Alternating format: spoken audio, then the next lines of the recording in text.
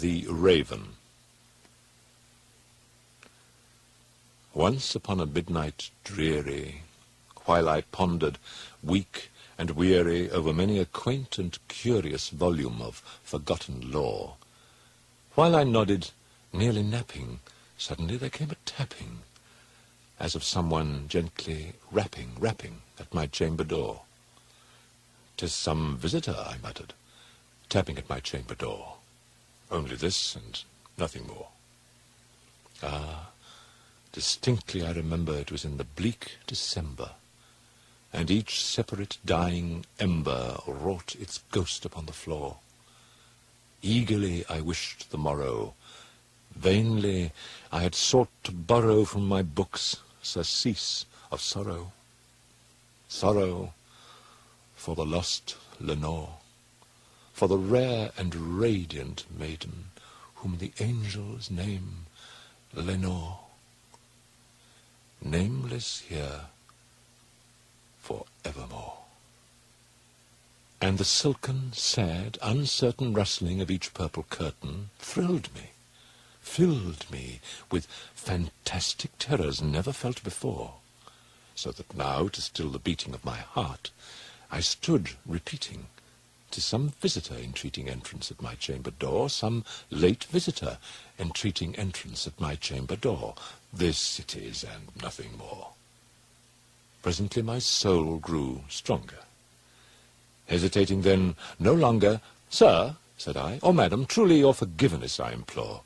But the fact is I was napping, and so gently you came rapping, and so faintly you came tapping at my chamber door, that I scarce was sure I heard you. Here I opened wide the door. Darkness there, and nothing more.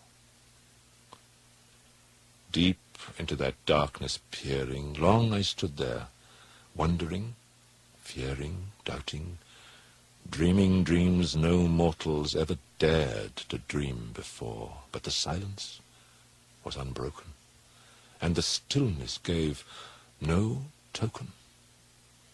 And the only word there spoken was the whispered word, "Lenore." This I whispered, and an echo murmured back the word, "Lenore." Merely this, and nothing more.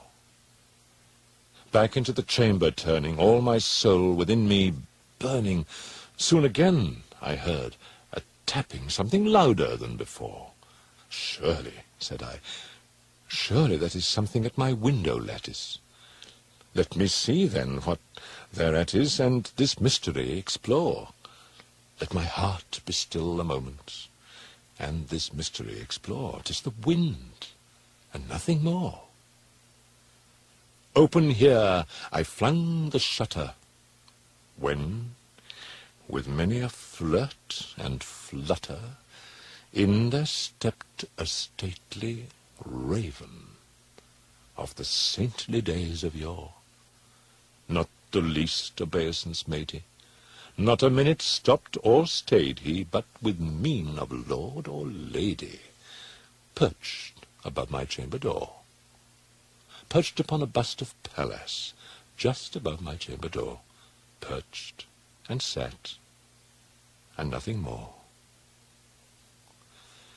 Then this ebony bird, beguiling my sad fancy into smiling, by the grave and stern decorum of the countenance it wore, "Though thy crest be shorn and shaven, thou," I said, "art sure no craven, ghastly, grim, and ancient raven, wandering from the nightly shore.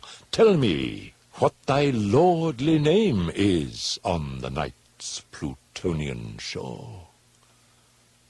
Quoth the raven, "Nevermore." Much I marvelled this ungainly fowl to hear discourse so plainly, though its answer little meaning, little relevancy bore, for we cannot help agreeing that no living human being ever yet was blessed with seeing bird above his chamber door, bird or beast, upon the sculptured bust above his chamber door with such name as Nevermore. But the raven, sitting lonely on that placid bust, spoke only that one word, as if his soul, in that one word, he did outpour. Nothing farther then he uttered, not a feather then he fluttered, till I scarcely more than muttered, "Other friends have flown before. On the morrow he will leave me, as my hopes have flown before." Then the bird said, "Nevermore."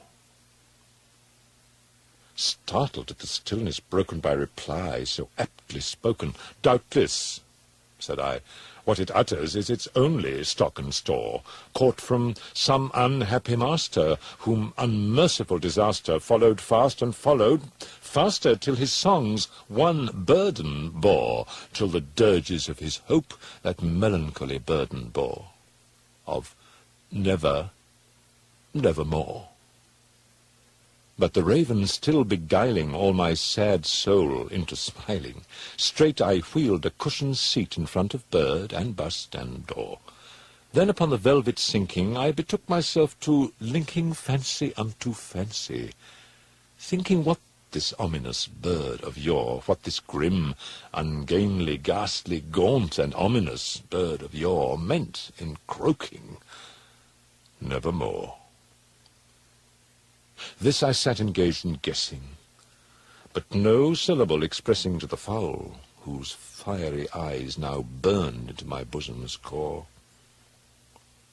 This and more I sat divining with my head at ease, reclining on the cushion's velvet lining that the lamplight gloated o'er, but whose velvet violet lining with the lamplight gloating o'er she shall press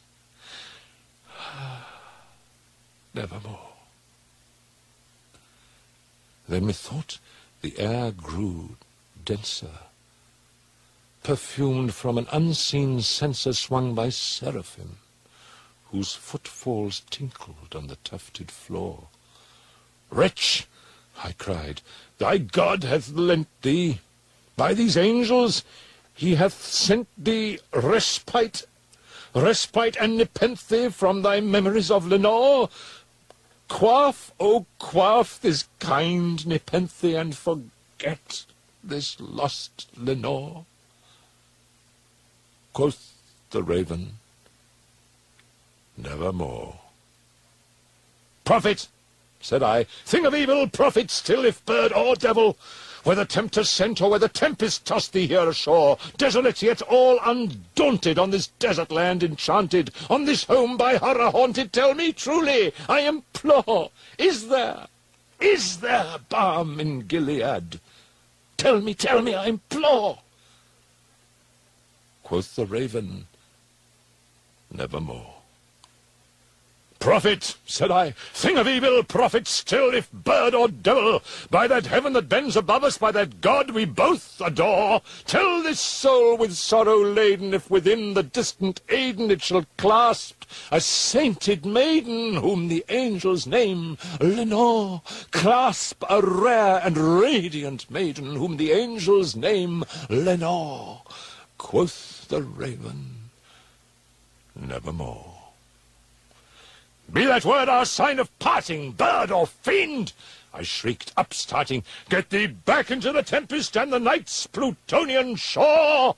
Leave no black plume as a token of that lie thy soul hath spoken! Leave my loneliness unbroken! Quit the bust above my door! Take thy beak from out my heart, and take thy form from off my door!" Quoth the raven, "Nevermore." And the raven, never flitting, still is sitting, on the pallid bust of Paris just above my chamber door.